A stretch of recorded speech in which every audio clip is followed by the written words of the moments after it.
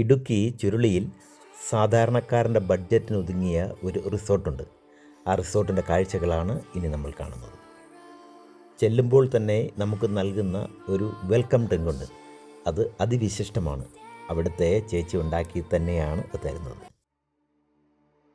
ഇതിനകത്ത് നമ്മൾ ജാതിക്കയുടെ തൊണ്ട്, കുറച്ച് സ്പൈസ് ഐറ്റങ്ങൾ, പിന്നെ നമ്മുടെ കളർ എന്ന് പറയുന്ന ചെമ്പരത്തി പൂവിന്റെ 5 ഇതൾ ചെമ്പരത്തി പൂവിന്റെ പൂവും ചേർക്കും. അതെ, അതാണ് നമ്മൾ വെൽക്കം ഡ്രിങ്ക് കൊടുക്കുന്നത്. അതെ.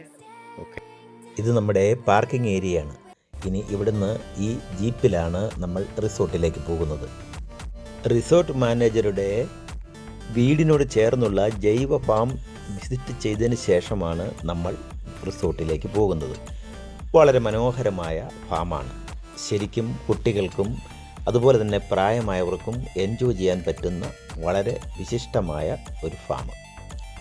ഏലം, ജാതി, കുരുമുളക്, സ്പൈസസായ മറ്റ് പല ചെടികൾ, അതുപോലെ തന്നെ മീൻകുളം, മീനുകൾ, പ്രകൃതി ദൃശ്യങ്ങൾ, വലിയ നമ്മൾ കാണാത്ത മരങ്ങൾ, അതുപോലെ മറ്റ് പലതും എൻജോയ് ചെയ്യാനുള്ളത് ഈ ഫാമിലുണ്ട്.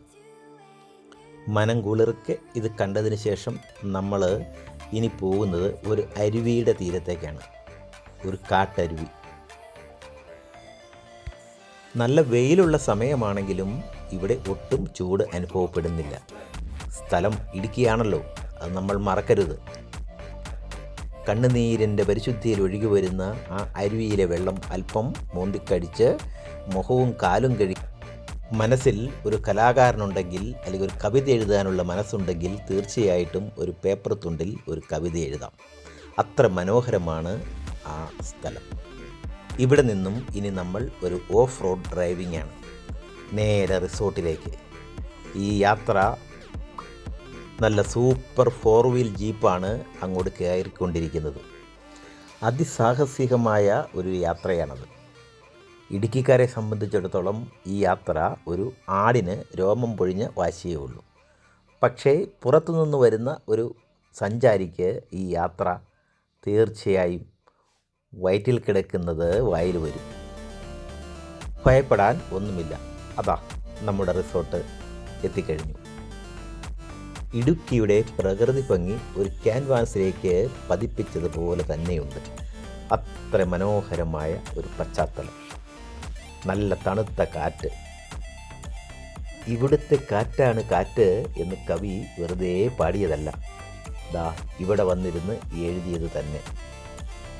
പ്രകൃതി ഭംഗി ആസ്വദിക്കാൻ വരുന്ന സഞ്ചാരിയെ സംബന്ധിച്ചിടത്തോളം ഇതുക്കും മേലെ വേറെ ഒന്നില്ല എന്ന് തറപ്പിച്ച് പറയാൻ പറ്റും. പാൽക്കുളം മേടാണ് ഇവിടെ വരുമ്പോൾ കാണാനുള്ള ഡെസ്റ്റിനേഷൻ. ശരിക്കും ഒരു പാൽക്കുടം തന്നെയാണ് പാൽക്കുളം മേട്.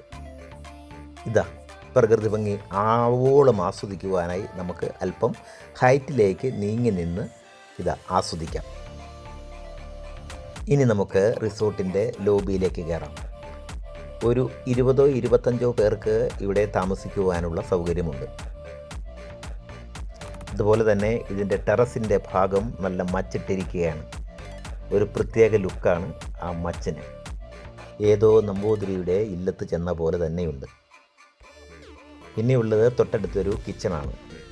ഇനി നമ്മൾക്ക് ആഹാര സാധനങ്ങൾ കൊണ്ടുവന്ന് ഇവിടെ സ്വയം പാകം ചെയ്ത് നമുക്ക് കഴിച്ച് വിശ്രമിക്കുവാനുള്ള സ്ഥലവുമുണ്ട്. ഒരു ഡൈനിങ് ടേബിൾ കിച്ചണിൽ തന്നെയുണ്ട്. സ്വയം കുക്ക് ചെയ്യുന്നതിന് എല്ലാവിധ സൗകര്യവും ഇവിടെ ഒരുക്കിയിട്ടുണ്ട്. ഇനി നമുക്ക് പുറത്തേക്കിറങ്ങിയാൽ ആ കാണുന്ന അതിമനോഹരമായ ഒരു ഏറുമാടം കണ്ടോ? ഏറുമാടം എന്ന് പറയാൻ പറ്റില്ല, അതും ഒരു ചെറിയ റിസോർട്ട് തന്നെ.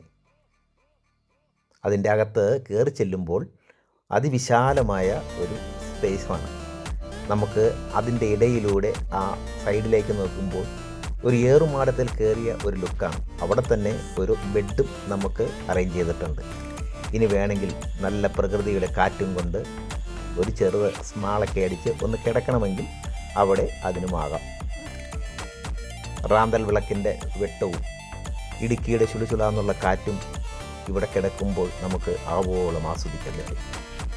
ഇല്ലിയും ഈറ്റയും പുല്ലും കൊണ്ടാണ് ഇതിൻ്റെ മേച്ചിൽ. എന്നാൽ നല്ല സ്ട്രോങ്ങുമാണ്.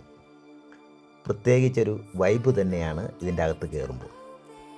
ഇത്രയും ഉയരത്തിൽ 4 സൈഡിലേക്കും നമുക്ക് അതിവിശാലമായി കാണാം. നമ്മൾ റിസോർട്ടിരിക്കുന്ന ഭാഗത്തേക്ക് നോക്കുമ്പോൾ എന്ത് മനോഹാരിത. തൊട്ടടുത്തുള്ള ഒരു പൂളും നമുക്ക് ഇവിടെയുണ്ട്. രാത്രിയായാൽ സംഗതി ആകെ മാറി. പിന്നെ നമ്മുടെ വൈബാണ്.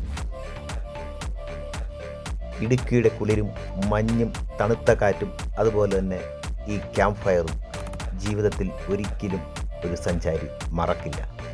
അത്ര എൻജോയ്മെൻറ്റ് ഈ റിസോർട്ട്. എന്താ ഇതൊക്കെ കാണുമ്പോൾ നിങ്ങൾക്കും ഒന്ന് ആസ്വദിക്കണം, ഒന്ന് അർമാദിക്കണം, കൂട്ടുകാരോടൊത്ത് ഒന്ന് ഉല്ലസിക്കണം എന്നൊക്കെ തോന്നുന്നില്ലേ?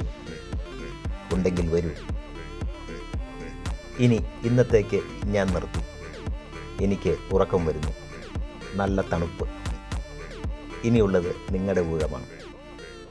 ഇനി അടുത്ത ദിവസം വീണ്ടും അടുത്ത വീഡിയോയുമായി ഞാൻ വീണ്ടും വരാം. അതുവരെ എല്ലാവർക്കും ഗുഡ് ബൈ.